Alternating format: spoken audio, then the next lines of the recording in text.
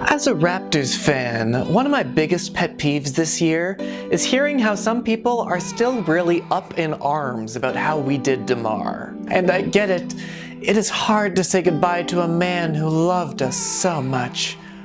But baby, we are on to bigger and better things. And here is all the proof that you need. By Simmons, is this the dagger? Thank you for watching my video on how to get over your ex with Kawhi. Oh, are you looking for more than just a city-wide collective orgasm? How about I show you how our man is long-term relationship material? DeMar DeRozan was our man, the strong and silent type. He was cold-blooded like that Gatorade commercial that impregnated your airwaves, or Wi-Fi connections, however you watch sports. Well, guess what? Kawhi Leonard by every measure is a stronger, silenter type than DeMar. This gym lover loves bodying up boys in the post. And he's not a trash talker. He barely talks at all. Kawhi is so quiet that he hasn't even tweeted since 2015. Which brings me to my next point. He doesn't even have Instagram, which is like huge in today's age. Because when your man's doesn't have Instagrams, that means there ain't no GM sliding into his DMs, no execs liking month-old pics, no coaches commenting on workout posts. And speaking of workouts, Kawhi's body is truly one of a kind. He treats that temple like, a better temple. He keeps it fresh and organic with his meals, and while it's hard to find footage of him lifting at the gym, I don't think he's missing any sessions. And work ethic aside, he has some tremendous physical gifts. At 6'7" tall, he has a miraculous 7'3" wingspan. And there's a reason why they call him the Claw. His hands are... whoa. Wow, yeah. Oh, okay.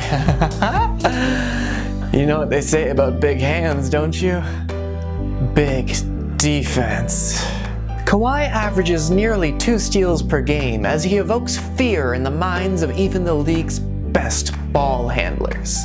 So if you're tired of getting slapped around by the NBA's alpha bros, then the Claw is here to save you, boo.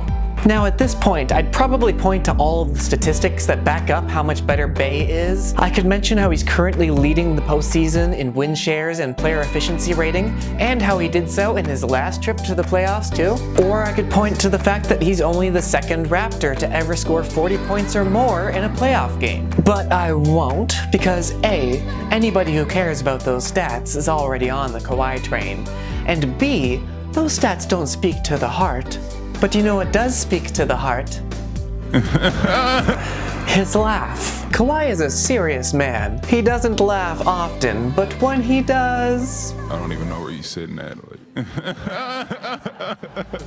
That is a hearty chuckle, straight from the diaphragm. And, you know what? He's also a good role model too. Let's take a close look at our future, Pascal Siakam and OG Anunoby. They're both forwards. They both stand at that 6'7" to 6'9" range at 230 pounds, and they're both incredible athletic specimens and natural defenders. Well, guess who else fits that description? Kawhi, Big Hands, Leonard. This veteran and Defensive Player of the Year award winner can impart a lot of wisdom onto our young studs. And we're already seeing it. Just check out these stats. On this chart, I plotted Pascal's game score for every game he played this season. All of this data looks like a mess, yes, but when you put a trend line through it, you can see that Pascal has improved from an average game score of 12 at the beginning of the regular season to 16 by the end. That kind of productivity puts him on par with 1991 Scottie Pippen, who is the same age as Siakam. And if that doesn't get your juices flowing, I don't know what will.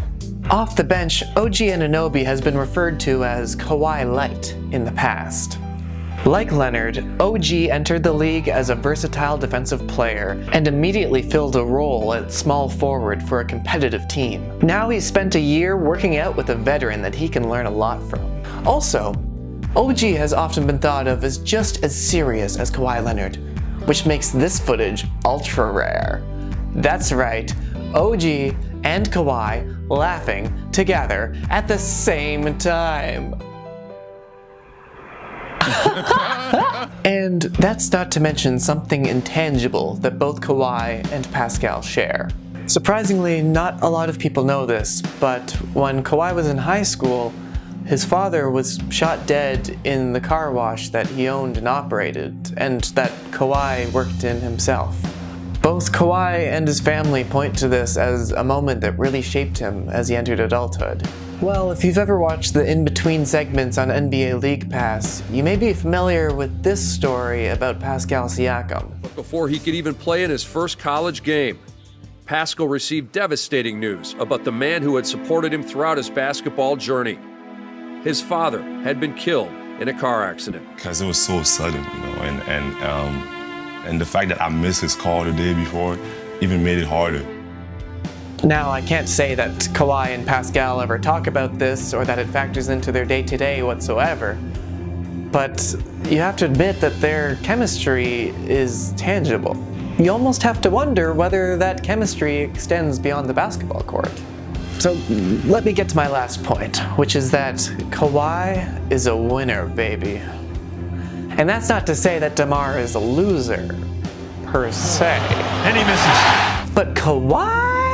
This is a man who has not only won a championship already, but he was the MVP of that finals series in 2014. He knows how to bring a team over the top. He knows how to dethrone a champion.